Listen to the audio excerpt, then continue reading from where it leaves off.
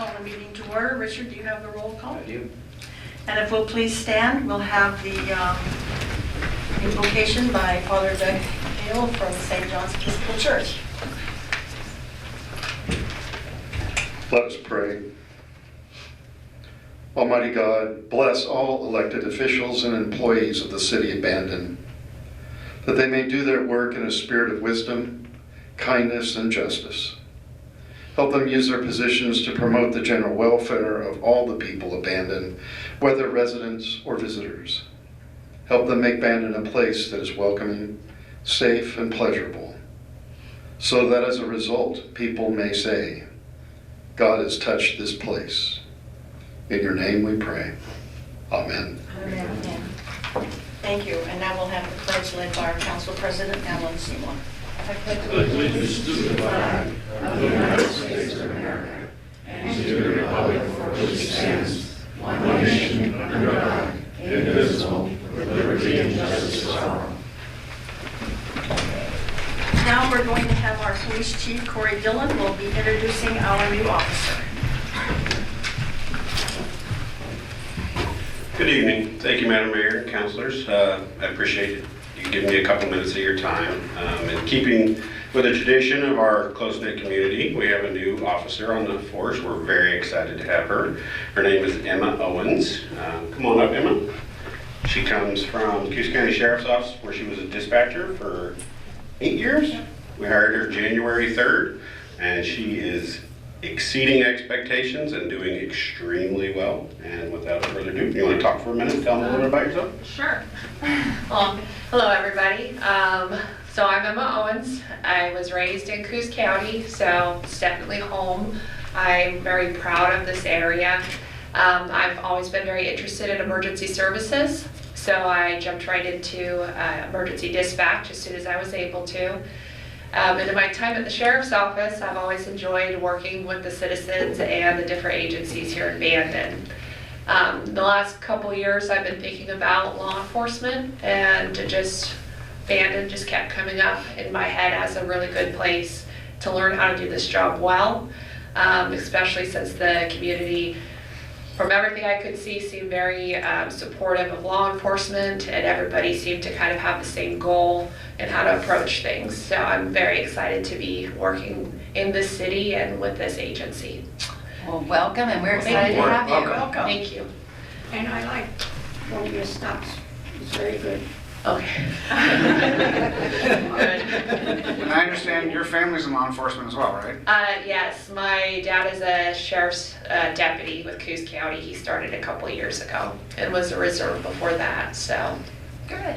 Oh, and Chief, I like our new truck. Took me by surprise the other day. Good. I thought it was a state policeman driving into Ray's until I saw the sign and I went, we have a truck? Well, the way it worked out, we were in desperate need of vehicles, and with the supply chain and stuff with COVID, we couldn't find any. And Sergeant Lynch and I were talking, and I was like, we could really use, to be able to get down on the beaches for search and rescues, and just picking up bicycles and hauling things here and there. So we went with that, and it seems to be really, really working out well. So Sergeant doesn't have to pick up prisoners anymore. There's no room, right? No, there's room in the back. Oh, there is? Okay. Yeah, we have to, he's got the germ thing that we're working through. We're gonna get him some seat covers. So Okay. yeah, no, there's room in the back for prisoners. Oh, okay. It's a 4-door. Oh, okay. All right. Well, welcome, Emma. We're so glad to have you. Welcome. Okay, the first item on the agenda has to do with the American Rescue and Recovery Act expenditures. Dan? Thank you, Madam Mayor, councilors. This is 5.1.1 in your packet. It's probably worth actually looking at this one. We got $699,217 in rescue plan funds. I just wanted to go over what we spent to date and talk with the council about some things that we might do. These are proposed. In the actual expenditures, I'll get into a little more detail soon. You can see there's police department incentive pay. That was a fairly standard use of rescue plan funds. Help law enforcement for the overtime and all the work that they did during COVID. The truck that you mentioned was paid for with rescue plan funds. We had to update our decades-old phone system, Finally. which causes a number of problems. I think, back one of the outages we had earlier this year, people had a hard time getting through, and it was a matter of time before it failed and people couldn't contact us anymore. We are doing and are going to continue to do a little tsunami siren maintenance. I think 2 of the towers need some new batteries and new drivers, whatever a driver is. I think it's something that makes a speaker run. But we You don't need have to new replace ones. anything in the one that's by my house. I'd be fine with that. Okay. So would my dog. We had these nice folks came out from Boston and who do it all over the country and looked at them. We're generally in pretty good shape for a few more years, but there's a few things that need to happen. We've spent $3,000 to date on a couple of workforce housing issues, some planning issues, a little bit of engineering on that site. I've got, I guess at my desk, I have the details of how these were all broken down. The wastewater data system, our entire data system, I talked about this at the last meeting, just fried when we tried to use the backup generator. So we have this nice new cool thing with a TV screen, and it's got graphs on it. You just push buttons and The guys are happy. make things work. Yeah, it's kind of cool. And if you've ever been down there in the plant office, you've seen the big, the great big buttons that you push and the dials. Better data allows them to do a better job. Ultimately, it saves some time and money and overtime if that system works. We got that streaming current meter a couple of years ago in the water plant. It cut back the overtime there dramatically because it automatically adjusts chemicals based on what's coming through the plant instead of having to manually do some of that stuff. Oh, good. So to date, we've only spent $175,000 out of the almost $700,000, leaving $523 remaining. Proposing another truck. Most of our cars are 100,000 miles or over. The 15,000, there's 50,000 in the budget right now. 15,000 will mostly or more or less make up for the difference. Oh, So that 15 will just go on top of the 50 that's already in the budget. okay. Water line loop from 20th to 17th. There's a large section of industrial land up there, or commercial land, I'm sorry, that's got a fire flow problem. There's a bunch of lines that get small and they all dead end. This line would connect the water main in 20th back down towards 17th, which would provide fire flow for that entire area, including the grocery outlet project. We're proposing that as an expenditure. The next item is the next stage of our groundwater investigation. This is looking into whether a well field will work for the city of Bandon as an alternative seasonal backup water supply. As we know, that's about a third or less of the cost of the off-channel reservoir project. But we've got to spend a little money to take it through the next stage and work with the state and see where we are with them. This next one came out of Dana, Kristen, and I went to the South Coast Housing Conference, I don't know, a week and a half ago.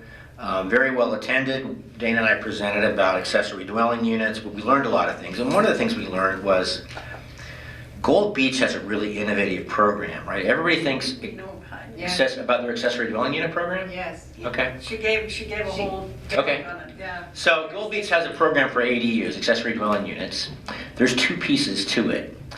One piece is they have a grant program to incentivize the building of ADUs. And then the other piece is that they have gone to Curry County and gotten 2 sets of plans pre-approved. So all you've got to do is go to your contractor with these set of plans, contractor gives you a bid, you can build the project. Now none of them have been, done to date, but what we're proposing is that we could do, Bandon could take some of our rescue plan funds and do an ADU grant program.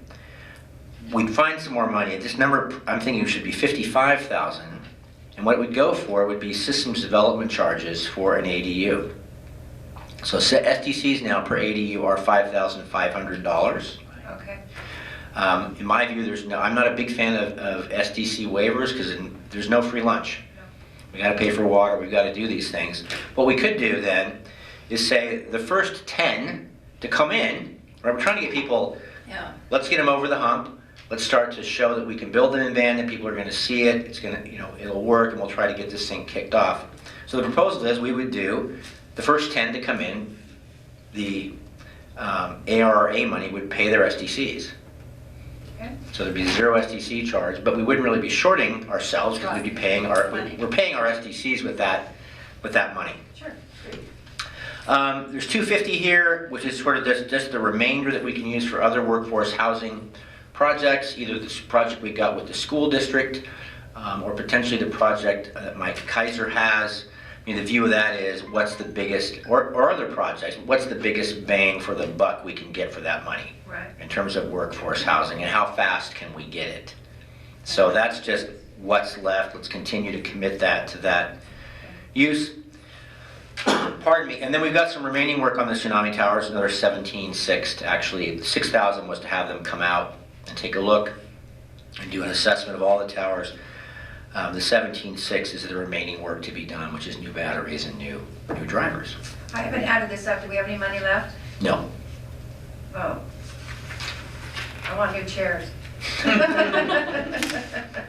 We'll find a way to buy new chairs. I'm just kidding. New chairs. Don't get, I'm serious. Oh, Yes. very serious. Very Okay, serious. Very serious.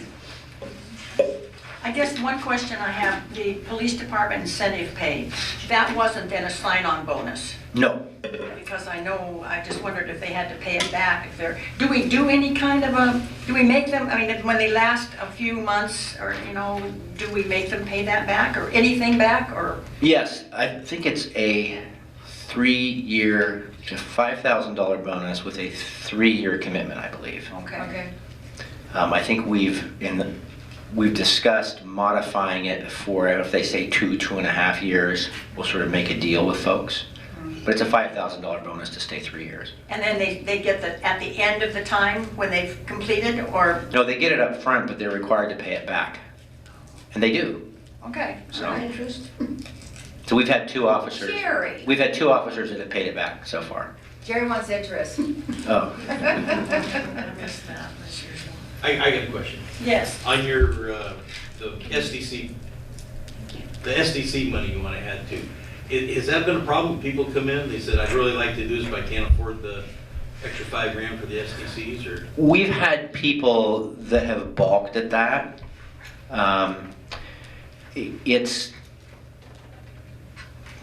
Whether it was STCs or something else, it seems to have worked a little bit for Gold Beach and getting some people that were I think there's a lot of people kind of on the fence about doing this. And one of the reasons I think that we do the first 10 is tell people, let's go, let's get going. We don't have the money to do it forever, but if we can get the first 10, maybe that'll generate some interest. And if we get builders educated, and builders have built those prefab plans, all of a sudden they've learned, and it may be easier and quicker. Sure. Maybe we could bring Tammy, the mayor, Tammy Kaufman would come, and she gave a great presentation, and in fact, I brought home all of the paperwork. And that we she talked to gave her us. quite a bit afterwards. It was really a Where was this at?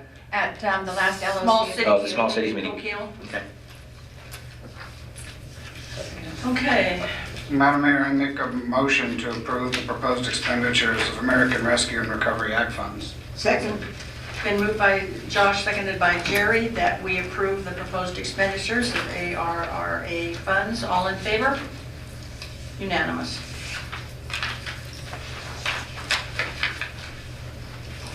Okay, the next item is to award the bid and approval contract for two MG water reservoir improvements.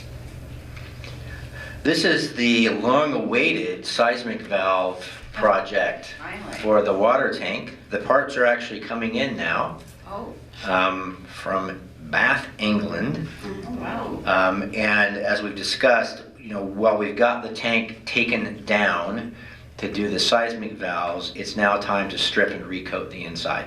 So that's what Schedule A and Schedule B is. We've gone to bid. We have recommendations from the engineers to award to Elk Mountain Construction and Purcell PNC LLC. So this is the 2 motions, motion to accept all proposals and a motion to award to Elk Mountain and Purcell. And we didn't have anybody local that was qualified? I know Or the bid. one contractor's out of Washington. I haven't seen the other one, seeing as our papers are backwards. That wasn't a consideration Okay. good to see that. in their review of the bids. Okay, all right. Madam Mayor, I make a motion to accept all proposals. Second. Been moved by Madeline, seconded by Brian, that we accept all proposals. All those in favor? Unanimous. Second motion? Madam Mayor, Sorry. I move to award the contract to Elk Mountain Construction and Purcell PNC LLC. Second. Been moved by Brian, seconded by Jerry, that we award the contract to Elk Mountain Construction and Purcell PNC LLC. All those in favor? Unanimous. Okay, now we're on to discussions, utility rates and sustainability. This is a follow-up to what we discussed at the last meeting about utility rates. In thinking about it a little further, we did some investigation of the costs of holding the election in May. They're actually minimal because there's already an election being held. Oh, good. So what we're proposing is that we come back together on February 22nd to discuss placing measures on the ballot for May. I think we'll have a package to you well in advance of the meeting of what we're proposing. Generally, I believe it will be wisest to do them as specific dollar figures rather than percentages. I think it's easier for people to understand. They will be modest, in line, and probably somewhat less than the inflation just over the last 2 years. But we would do water, sewer, and electric as three separate measures. That would give us the information on the outcome of those before we actually finally finalize our budget in June. Okay. Okay. What day is February 22nd? Yeah. It's a Monday. It's It is Monday? Our meetings are always on I Mondays. know, but I don't think it's a Monday. I don't think it's a The Monday. hospital's the That's why I asked. 23rd, It's the like third it's Ash Wednesday. Ash Oh, it's Wednesday? Yeah. Okay. Wednesday or Thursday. We could do it on that Tuesday as well if the council would rather. Monday's a holiday. Oh, forgot, President's Day. Well, I don't want You don't want to do it on Wednesday? Wednesday, no. You don't Oh, want in to? the afternoon is okay, yeah. What, were you talking about a 1:30 meeting? I 1:30. just knew it wasn't on Monday. Is that The okay? 21st or 22nd. If Tuesday's preferable, That's it's good. fine with us. Fine with me, well, whatever. Jerry, I just knew it would was. you like to do it Tuesday or Wednesday? Either one. As long as I knew it wasn't on Monday. I just wanted to All clarify. right, Wednesday, Wednesday. Wednesday. Yeah, the 22nd at 1:30. We'll have a special meeting and short work session. Okay. Thank you. Hey, can I, Just good. Yes, please. could you put a little poll like you've been doing before, asking about like if we wanted to have Is a this Public my- Utilities Commission set our rates instead of the council and see what the feel on that is? Yeah. Because I think it'd be interesting to see on that, if it's still, 65% no, I mean, fine, but, because I think maybe if we went to something like that and it wasn't Mm-hmm. us setting the rates, Yeah. but making the case before somebody else, maybe they would, I'd buy into it, I don't know. Chris, is your mic on? Yeah, Okay. no? No, Oh, there we go. There we go. Thank you. Yeah, Councilor Powell, that's a great idea, and I think after we do this, kind of looking at this, it's just kind of a short inflation catch-up to keep us on our feet while we look at these long-term issues. The city of Canby works that way. Well, they- Their electric utility is run by a board that is appointed by the council. I don't know what their terms are, but they are independent. They're independent of city council, and it's an independent entity with its own Interesting. supervisor. So Canby Electric is, You already have the Utilities Commission. it's the city, but it's not. It's a separate entity. So they're separate in that sense from their rate-setting authority. But they're appointed by the council. Yes. Okay. And I'd like to remind everybody, as I mentioned at the work session, put your thinking caps on and try to think about what kind of campaign we're gonna run, We gotta run one. because it's gonna be a tough Yep. uphill struggle no matter what. Yes, it is. The more we can get the word out, the better. Yeah. All right, the next one, 5.2.2, says committee opportunities. Is there a, Yeah, there should be a sheet in there for Yeah. you. It's in. It's a great one. oh, wait a minute, never mind. Oh, yes. Okay. I guess the question I have is how much money, since they are telling us the composition of particularly of the housing one, how much money does this mean we're getting, that we have to jump through these hoops? Oh, I mean, we had to put together a committee composition just to determine how we might, because you're talking about the housing needs analysis, right? Where it says there's these different people on here. We actually proposed that as part of our grant application to DLCD. Part of the requirement was that you did have to have specific DLCD priority populations, and then we could also set our own local priority populations. So that's broken down in there for what those are. But we got on that grant $40,000 from the Department of Land Conservation and Development. Okay, so so then our local priorities would be seniors, families, and local workforce? That's correct. Not the ones above? I don't know where we would find two out of the above. Yeah, sure. They so we already filled all the other roles. We did find someone who I believe fills the local workforce and renter sort of profile, and then someone else who qualifies as a senior. So have these appointments already been made? We are looking for tonight an appointment of a city councilor to each of these Yeah, but the committees. committee composition, the planning commissioner's been appointed, the priority population's been appointed, the real estate housing organization and the member at large, they've already been appointed. Yeah, We haven't seen it. That's interesting, because what does the charter and the say about appointments? Yeah. Well, I could be wrong, but I am pretty sure that ad hoc committees, we can just assign people to. Okay. We're asking for a Okay, I city didn't councilor see to that. serve on each of these. These are folks that are gonna meet 3 times, Yeah, and we can, yeah. Okay. 3 times only as an ad hoc group. Okay. It didn't seem to, it doesn't seem to us that that's really, other than the city councilor, probably not an efficient use of city council's time to figure out the people who are gonna meet 3 times. Okay. I'd like to volunteer myself for the Housing Advisory Committee. That would be good. Yeah. Okay, and then the other one would be the transportation system plan. That one meets a little bit, meets 5 times, and the period is over a year and a half, so it's a little bit more. If anyone's really interested in transportation. I don't want to commit to that long. Great. And then the one other thing that isn't in here is that because Peter Braun is no longer a counselor, we do have an opening on the CCI as well, if there's a counselor who's interested. How often do they meet and when do they meet? We're meeting every other month right now, or we're trying to. We're still sort of getting off the ground, but our next meeting, I think, is scheduled for March. You're not going to be here. I won't be here.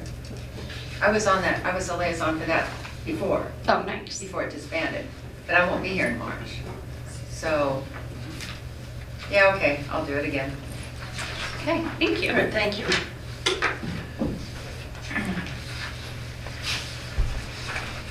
Okay, Skate park. skate park project. That one's me too.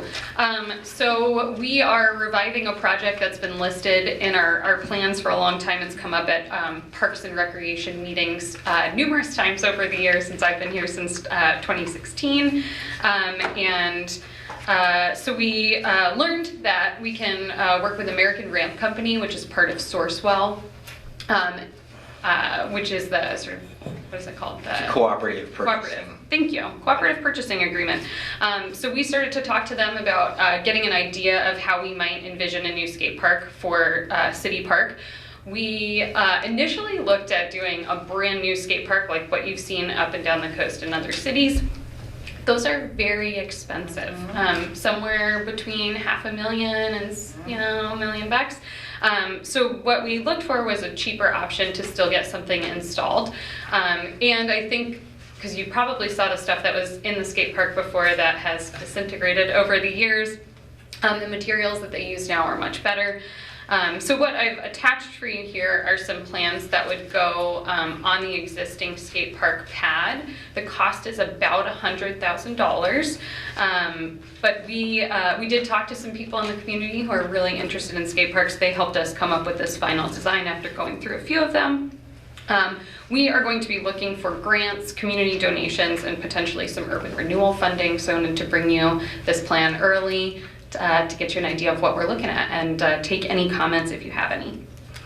Well, it'll definitely be an improvement, but what about, is our insurance gonna go up? Because this is a little bit more elaborate than what we have now. Something to look into. I will find out. Well, 100 years ago, when I was mayor, I proposed a skate park. And probably didn't get reelected because I wanted to do it up at the baseball Well, field. that's right, up in East Bandon. And everybody said, we don't want it up here. Anyhow, Billy Olson, who was, had South Coast Concrete, pretty much did it all for us for nothing and put in ramps. The kids destroyed them in a very short order.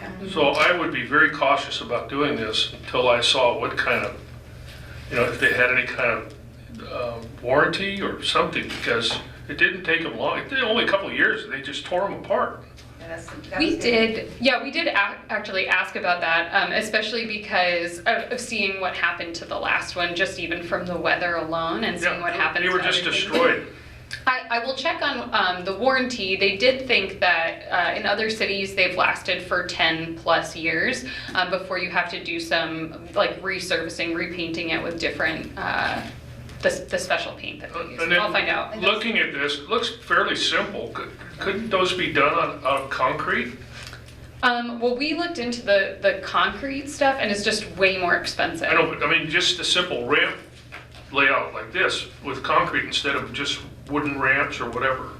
I can look into it and see if concrete. I don't think it would cost $100,000 to, or $500,000 to. I say these are $100,000, but if we could do them in concrete, it sure as heck lasts a heck of a lot longer. Well, that's what we're looking at doing. Like the sort of second phase 2 would be doing a more permanent concrete solution. But I will see if there's any company that does it. I think the benefit of working with the American Ram company is that it's the competitive process, so we don't have to go out to bid on it. And I don't know if there are other companies that are making concrete fixtures. Well, we could concrete. A mason could probably form them pretty simply. I mean, there must be a way where it could do sand, and then I'm just thinking, if you do it, I'd like them to last. Mm-hmm.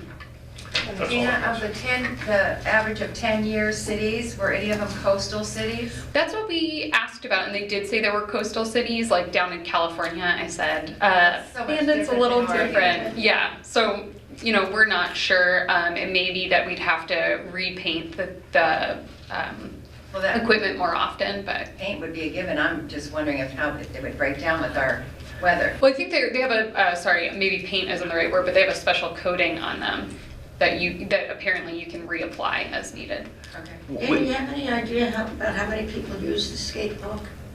Right now, Yeah. nobody, because there's Nobody. or I still see people out there doing stuff, and it's sort of sad. Yeah, there's not a lot. It's kind of like a piece of concrete that you roller skate on right now, Yeah. With my two kids, they try to go down there. They love to go to the skate park, but things have been, as you said, dilapidated, removed. There's not much there.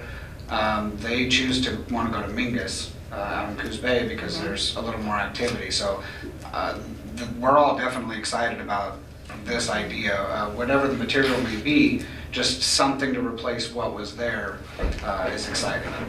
They've got a nice one in Myrtle Point. Yeah, Myrtle Point has a beautiful sky. I don't know how it's held up over the years, but very expensive bowl and, Yeah.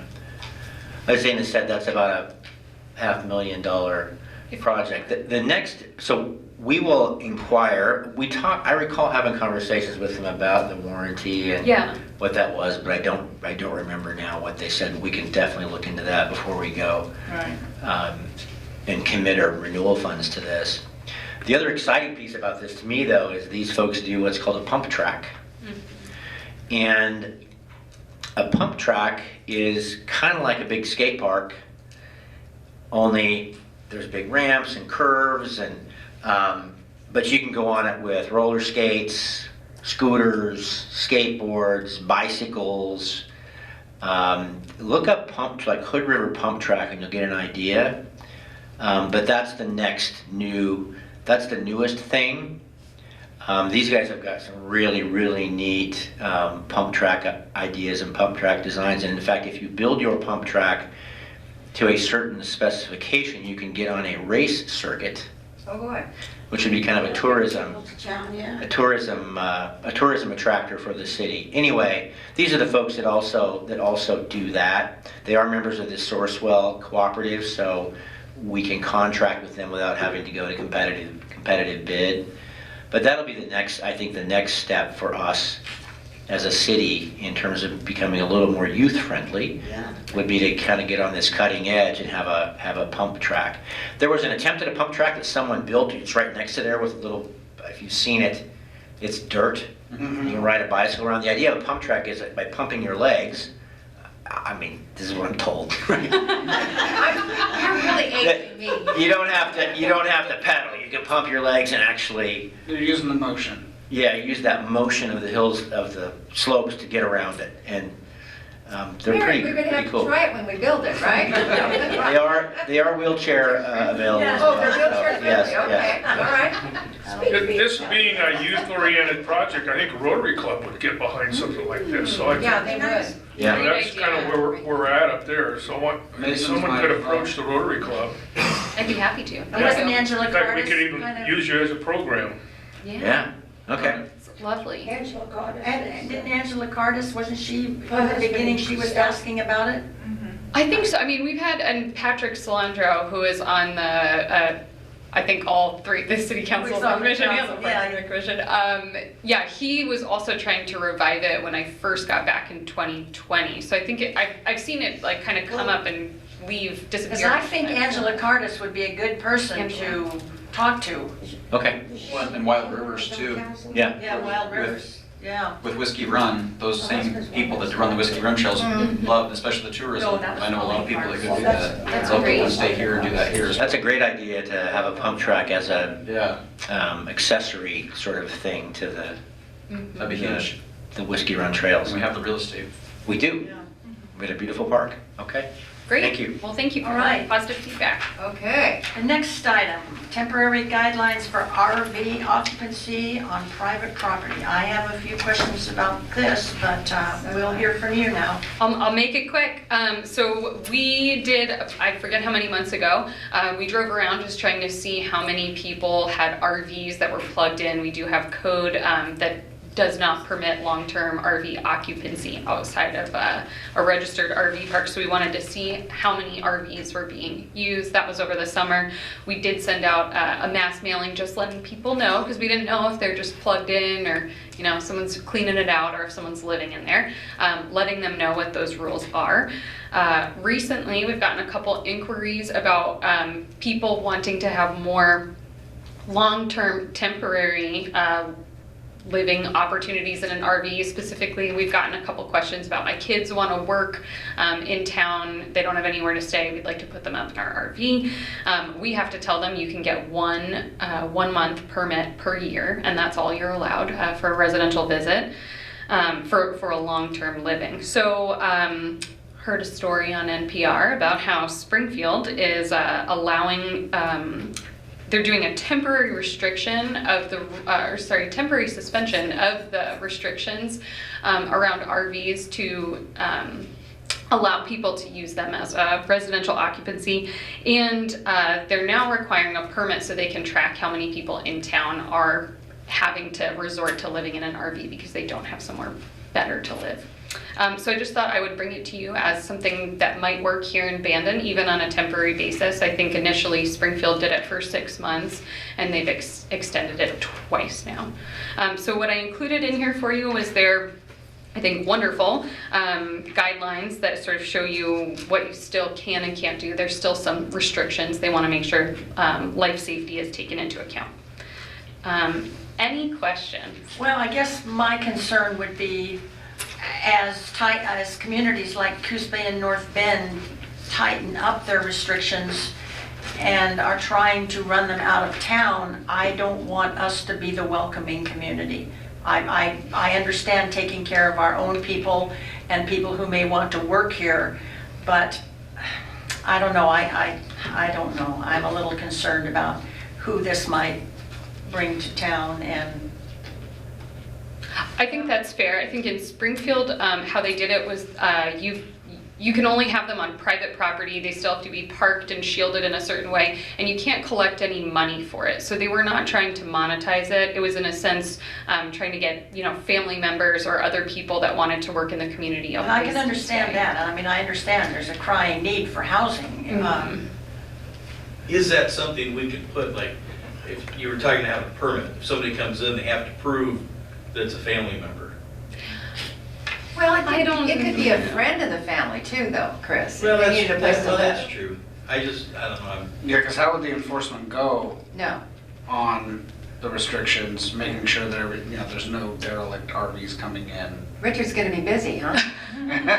Yeah, I mean, there's still kind of like restrictions in place. So we do get calls right now on RVs if they, you know, are parked incorrectly, or another one that we'll get is like if they're up on cinder blocks, you know, we know they're not movable at that point.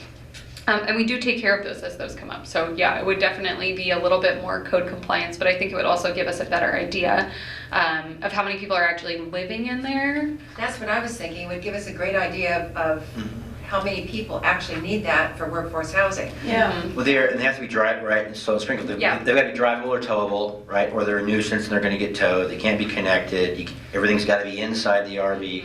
And I think what we got to recognize driving around town, even my own neighborhood, it's happening It's now. happening, that's right. It's all- And so our choices are Right. enforce it, Or legalize it. ignore it, or find a way to legalize it so that we have a handle on it. And I think what Dana's proposing is let's try to get a handle on it. Yeah. And it helps with tracking. Yeah. Right. And I think we need to look at, or at least consider an additional vehicle, you know, off-street parking or whatever. Because if you obviously, if you got a couple people living in there that both have a car, and all of a sudden you got 4 cars in front of a house. Yeah, we can look into all of that. I got one more, with the permit thing. Say that the owner then doesn't want the person there anymore, how does the eviction take place? Well, that would be up between the. Sounds like a personal problem. Yeah. But I mean, they got a permit from the city.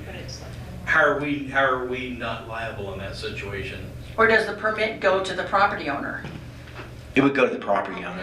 Yeah. Oh, yeah. It would be the property owner's issue to deal with if they wanted to remove those individuals from that RV unit. Okay. Well, I mean, I'm torn, but I know there's such a crying need for housing.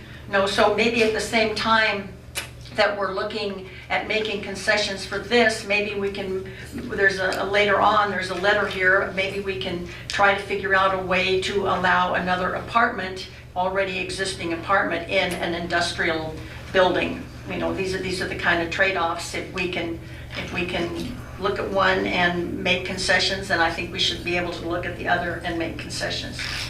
I'm not saying it's an either or, I'm just saying that, Well, I'm in favor of staff bringing us a resolution. you know, Well, I was in California in December, and I see these motorhomes and RVs parked along the streets, and that's where the unhoused are living. yeah, they are. So, They're in I'm in custody. favor of Who's made in this, but Portland you and have to everywhere. be careful Mhm. to make sure that they know the person that they're going to be staying with.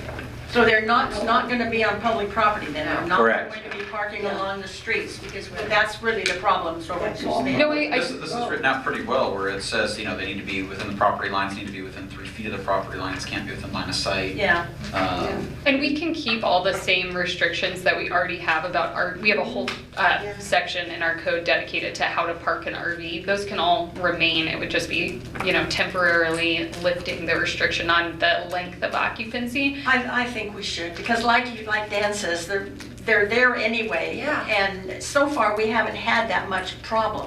If we were having problems caused by these units, but I don't think we are. I think generally people who are breaking the rules are trying to be hush-hush about Right. it, so. Do we currently have a fee with those permits that What was the the question? permits that we get? Is there a fee incorporated with that?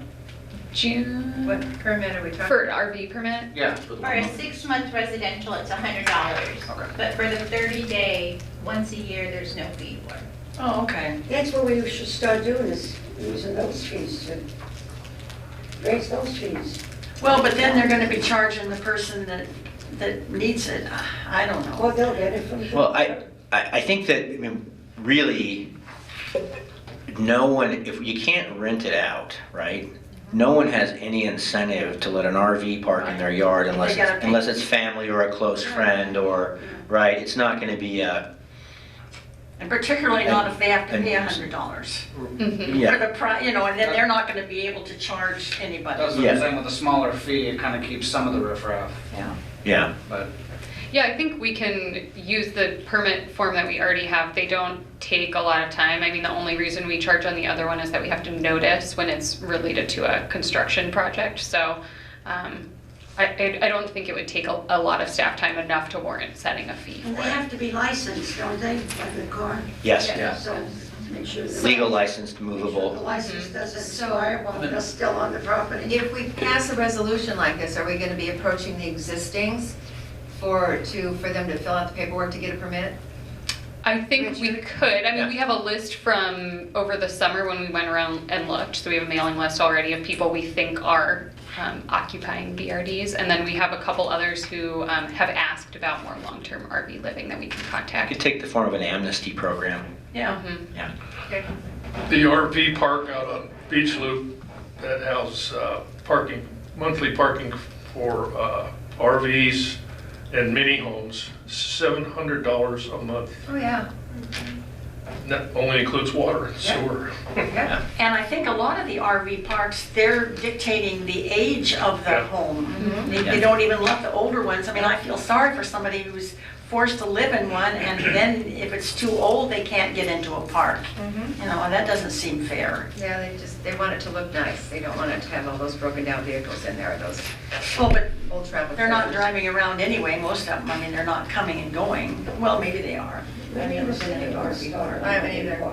But I think also what I've heard anecdotally is that they fill up in the summer, so there's a lot of openings in the winter for long-term, but a lot of times in the summer, those RV parks want more turnover. Yeah. So this could end up being something that we do seasonally too, you know, as we need more employees in the summer often. Just an idea. Okay, I'm looking forward to the resolution. All right, so you don't need a motion? No, we'll bring it to you back. All right, Bring it. thank you. All right, Resolution 23-02, Natural Hazard Mitigation Plan Update. Sorry you're having to hear Oh, from that's me you. Okay. so often this All right. evening. I have one more. Dana show tonight. I know. All right, so the Natural Hazard Mitigation Plan, I believe Coos County first started doing it in the early 2000s. So we've been working on these for a number of years. They are good for 5 years. Our last one expired in 2021. So Josh is probably aware of this. They've been working on it now for three years, I think. About 2.5, yeah. 2.5, there you go. So a lot of what is included in here for you is just the Bandon section. You can read the full NHMP online. But what this includes is all of the projects, the mitigation plan projects that have been in the works, and they provide a little update on where we're at and how we'll continue. So we're asking you to adopt this updated version this evening. And just so you know why we're doing it, there are a number of hazards that are listed in there, including tsunami and earthquake, flood, wildfire, windstorm, all these things that could potentially happen to us. And if we needed to apply for any sort of federal hazard mitigation funds, we would have to have an adopted plan. Okay. That makes sense. Yeah. Including drought. Yeah, Drew. In fact, when to apply for hazard mitigation grants for water, it's important that we get this adopted. It's a criteria to get many of those grants. Okay, Madam Mayor, make a motion to approve Resolution 23-02, adopting the updated 2023 Coos County Natural Hazard Mitigation Plan. Second. Been moved by Madeline, seconded by Brian to approve Resolution 23-02. All those in favor? Unanimous. That full plan, by the way, is 700 pages. Yeah. We did not clog your packet. Thank you Full for thing. not, thank you for not sharing that You with had us. mentioned that before, that if you weren't going to print it, if you wanted to see it, go online. It's crazy. I've been doing the one for the port, and it's, Wow. the whole plan is long. All right, The next one is planning fee update. Yeah, this is Me again. So we talked about this at your last work session. I brought it to you with a couple changes here. The big one is that we've increased the planning department hourly rate from $95 to $125 after asking around. We're on the like medium to low side. So we did increase it based on the fact that our salaries go up every year, our costs here at City Hall go up every year, the administrative and overhead costs. We did add some new fees. So we talked about fees for missed inspections or if we require inspections. Right now we do these land use compatibility statement reviews. We don't charge for them, but we'd like to. The new address, new or change of address, code interpretation. The other one that we talked about at the work session that I added in were fees for the mobile food unit review. I looked around to see what other cities were doing. It's a little hard because most cities do just the annual business license, which ranged anywhere from like $75 to $105.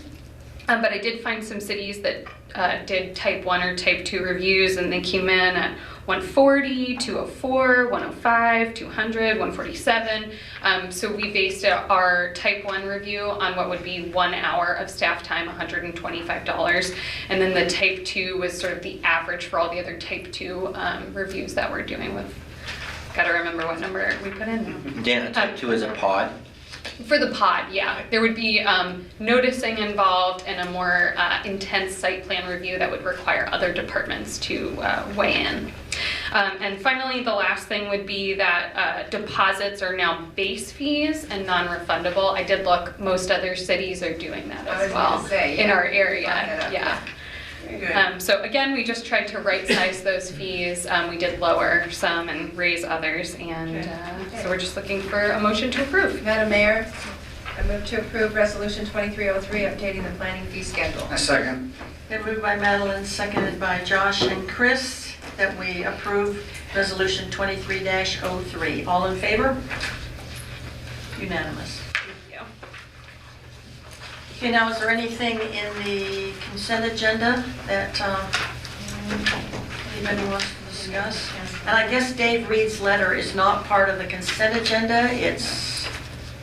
What should it have been? It's part of public comment. Public There. comment. Okay. Okay. Is there anything then that anybody... I'm curious, did everybody read the 6.1.1, January 10, January 23rd meetings? I did not. What is it? Point it out to us. What do we need? I'm just curious to see how many, because I got a duplicate. Somebody must be missing one. Of what? I got a duplicate too. Of what? Why got duplicate? It's January 23rd. So I'm figuring somebody might be missing it. Or maybe we all got duplicates. I might have copied it. I'm just being myself tonight. January... She's just being Jerry. But what is she talking about? When she She's was- talking about two Why do copies you not attached. understand what I I'm attached two copies So of the there's- Two copies of the same. Two copies of the January 23rd. Oh, of course, I proof those, so I don't read them once they get into my packet. I don't want to see them again. No, I read word for word, right, Richard? So, all right. Anything anybody wanted to? Oh, I know, I might have had a Oh, I question saw something there. about the planning department. Planning department, I was just looking at that. Oh, the Port of Bandon has submitted a pre-application for a new high dock building. Does that mean in place of the high dock building, or? Oh, another- sorry. No, the one that's there is staying. They're proposing another one to be constructed further north of it. So what kind of an impact will that have on parking? We have not reviewed their application yet, so I couldn't tell you, but what I can say is that there's a pretty robust Port of Bandon parking plan that was created a number of years ago, and they did have, based on the last project that we did, an excess of parking in Old Town. But realistically, Really, that would be a no, probably. I mean, realistically, when the market is going, you can see what happens to parking. So they might have it on paper, but in reality, so many people use the Fred Gurnant lot for parking. That's And gone. We do have the new lot Yeah, that we built at that end of town, the new what? a new parking lot Oh, the station. that the port did contribute about a third of the property. down at the other end of town. Yes. Yeah. And I saw a Tesla charging there the other day. Oh, good. Yeah, Cool. yeah, I thought, So I was just curious whether this was a new high dock building to replace the one that's already there, but it's north of there. It goes, Right. it'll go right next to the Prowler Charter Building. Oh, okay. Where Prowler Charters currently uses that for parking. Yeah. yeah. It's not gonna be Prowler as Charter. impacted. But it will go from about the electrical shed where it is next to Prowler's, down to where the crane is. Oh, Oh, okay. all right. Motion to approve the consent agenda. Second. Then moved by Madeline, seconded by Jerry to approve the consent agenda. All in favor? Unanimous. Okay, now we have public comment. All right, public, here's our public, our faithful public. Anybody? Well, I do want to bring up then, Dave Reed wrote a letter concerning a vacant apartment in a building that's, I guess it's zoned industrial up on the hill at the end of Fillmore and Rose Road. And I'm just hoping that some way or another, there could be something in our ordinance that would allow housing in an industrial zone if it was a conditional use or something. There's already 3 apartments there, and now the 4th one he built, and it's not rented because it's not allowed to be rented. And I'm just hoping that we have such desperate need for housing that we can put aside our whatever. And I have a question, Dana. What is the different zoning between the lady that turned that industrial building by the museum into 2 apartments and his zoning at the top of the hill? Nothing. The industrial zone allows up to 2 units. Oh, just 2 units, I see. Okay. well, with a crying need for housing and the fact that when you look at the word industrial zone, the chances, there have been mills there, there were at least 2 mills there, log yards. This had been in the old days when we actually had that kind of industry here, that made sense to protect that land. That no longer makes sense. Where the chance of an industrial use like a mill or anything like that is long gone. And if we could turn some of these buildings maybe that are in industrial zones instead of just, decaying, maybe some apartments could go in there. I think we need to Well, make do that available to everything. the owners of the buildings. Yeah. That they have that option. So somehow I really want to, I've been trying to do this for over a year and I've succeeded not at all. We're getting So a I'm hoping, stare over there. I'm hoping that, Dana, you're giving us a no, back she's- stare I'm- again. she's smiling, this Oh, is she's what will smiling now. give me the stare here. I'll weigh in. Thank you. We can't sign off on it as under the current code.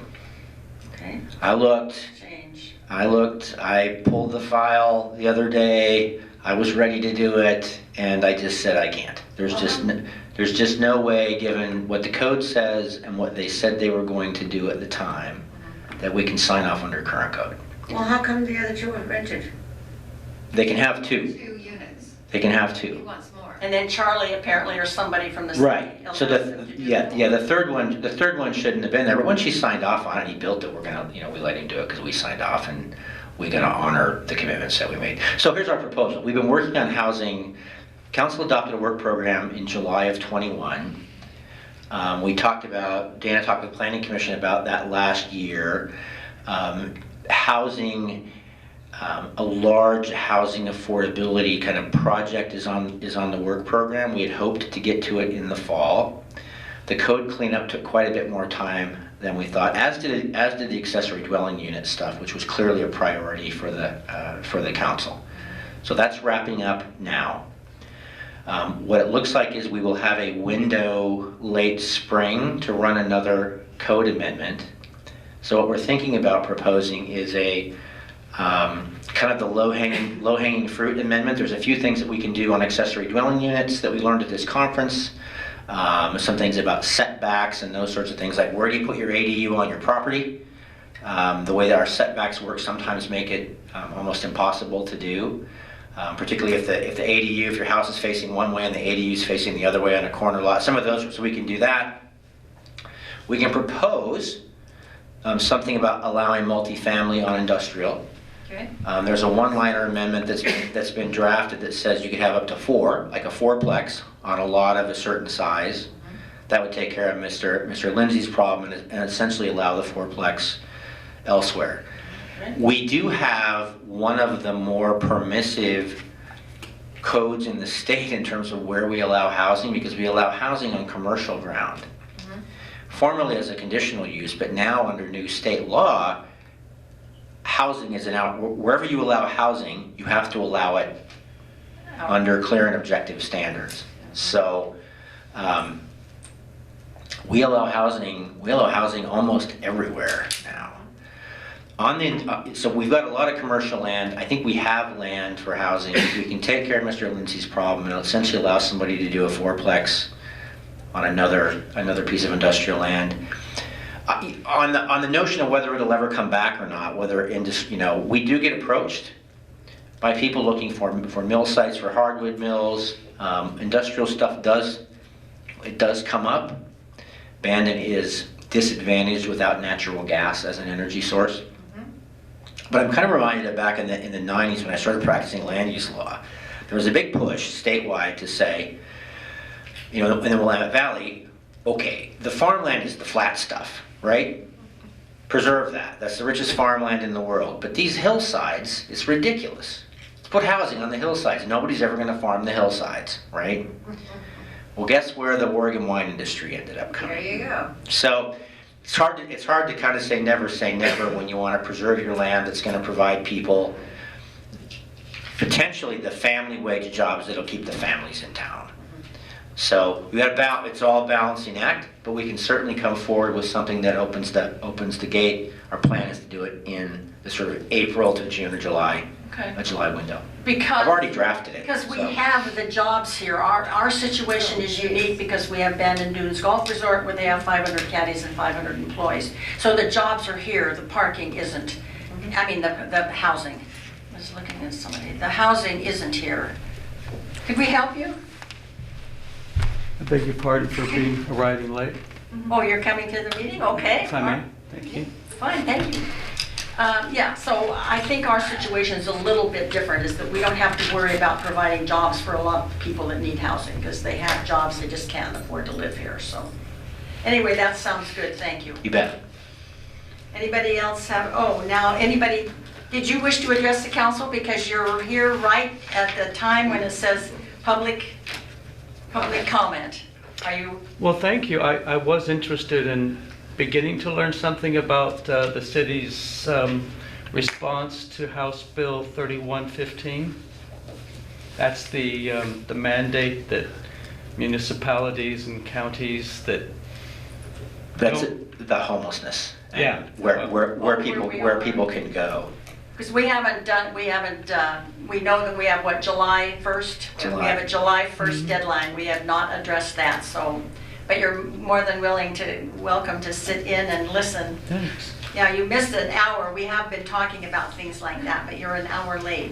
And our meeting's probably not going to last much longer, but anyway, we appreciate you. Live and learn. Exactly. That's what I'm here to do anyway, learn. Okay. Dana? I have nothing else. I think you've heard from me enough tonight. Okay, Sheila? Nothing, thank you. Dan? A few things on the housing front I'll pass on. On what we call the central site, the site we're working on with the Bandon School District, zone change is coming up this month, right? Zone change will be happening this month. We're having weekly conversations. I'm having weekly conversations with Mr. Heisel, chairman of the school board. We're talking to developers, we're talking to consultants and advisors. We're still trying to find the best way, what's going to be the best way to get this done. We did get some exciting news. Last week I had a conversation with an attorney in Portland from a large firm who had worked on a project for another resort town he wasn't able to name yet, that did a really fascinating blend of public, private, and nonprofit work and financing to have workforce housing for this resort community with no rent, landlord risk, or real estate risk to the public employers, and yet the public employers retained the right to, through a tenant nomination agreement, to actually control and actually rent some of the units out to their employees. So it's kind of an exciting mix. We'll see how it plays out.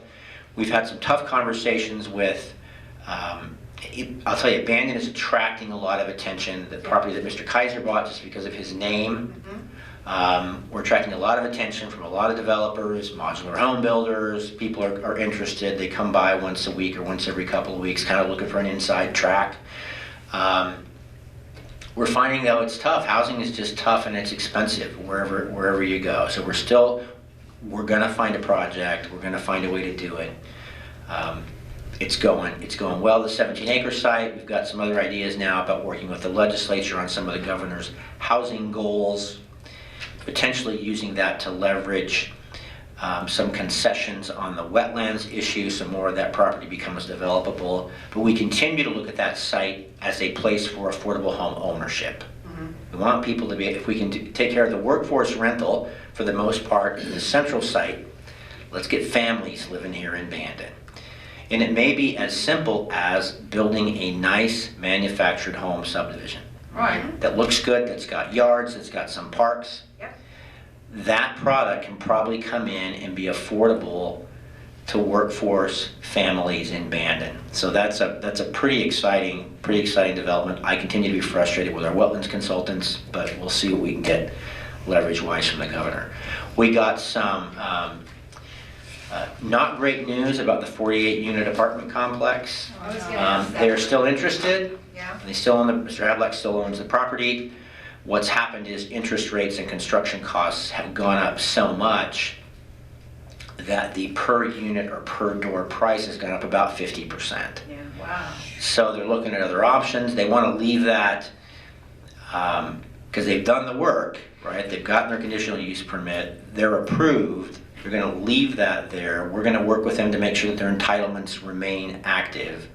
But they are going to potentially look at some other housing opportunities and commercial opportunities on that site, plus the larger piece they have. It wasn't great news, but we let them know, we're interested and we're here and we'll keep in touch. It wasn't great news, but it wasn't surprising either. We've heard the same thing from the grocery outlet people, that interest rates are making these projects just harder to do.